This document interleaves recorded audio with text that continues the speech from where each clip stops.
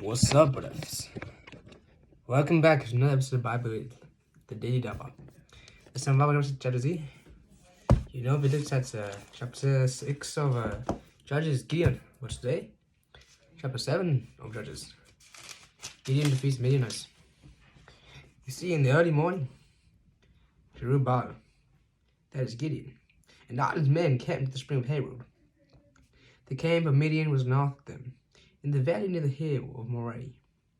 The Lord said to Gideon, "You have too many men. I cannot deliver Midian into their hands, or Israel will boast against me. My own strength has saved me. Now announce to the army, anyone who trembles with fear may turn back and leave Mount Gilead." So 22,000 men left, while 10,000 remains.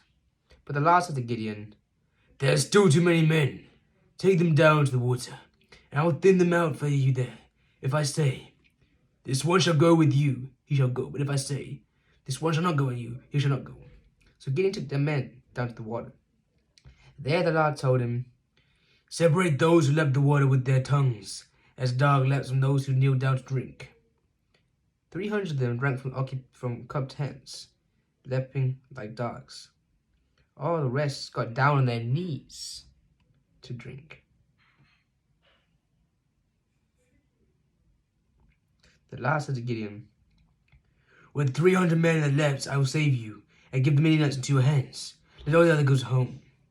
So Gideon sent the rest of the Israelites home, but kept the 300, who took over the provisions and trumpets of the others. Now the camp of Midian lay below in the valley. During that night the Lord said to Gideon, "Get up, go down against the camp, because I'm going to give it to your hands. If you're afraid to attack, go down to the camp with your servant Purah, and listen to what they're saying. Afterwards, I'll be encouraged to attack the camp." So he and Purah, his servant, went down to the outpost of the camp. The Midianites, the Amalekites, and all the other eastern people had settled in the valley, thick as locusts. Their camels could no more be counted than the sand of the seashore. Gideon arrived just as the man was telling a friend his dream. "I had a dream," he was saying. "A round loaf of barley bread came tumbling into the Midianite camp. It struck the tent with such force the tent overturned and collapsed." His friend responded, "This can be nothing other than the sword of Gideon, son of Joseph, the Israelites. God has given the Midianites and the whole camp into his hands." When Gideon heard the dream and its interpretation, he bowed down and worshipped. He turned to the camp of Israel and called out, "Get up! The Lord has given the Midianite camp into your hands." Dividing 300 men into 3 companies, he placed trumpets and empty jars in the hands of all, with torches inside. "Watch me," he told them. "Follow my lead. When I get to the edge of the camp, do exactly as I do. When I and all who are with me blow our trumpets, then from all round the camp blow yours shouts, 'For the Lord and for Gideon.'" Gideon and the 100 men with him reached the edge of the camp at the beginning of the middle watch, just after they had changed the guard. They blew the trumpets and broke the jars in their hands. The 3 companies blew the trumpets and smashed the jars, grasping the torches in their left hands and holding their right hands the trumpets they were to blow. They shouted, "A sword for the Lord and for Gideon." While each man held his position around the camp, all the Midianites ran, crying out as they fled.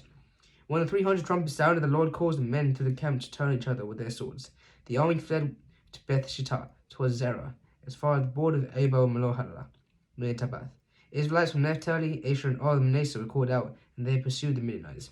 Gideon sent messengers throughout the hill country of Ephraim, saying, "Come down against Midianites, seize the waters of the Jordan, and them as far as Beth Parah."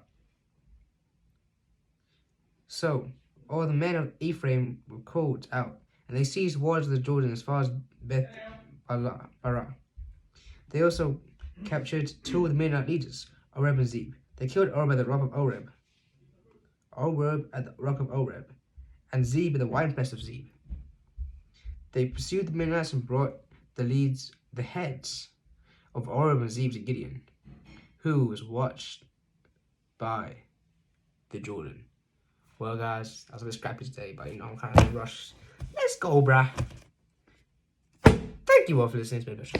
I am Daily Dabba, and this is the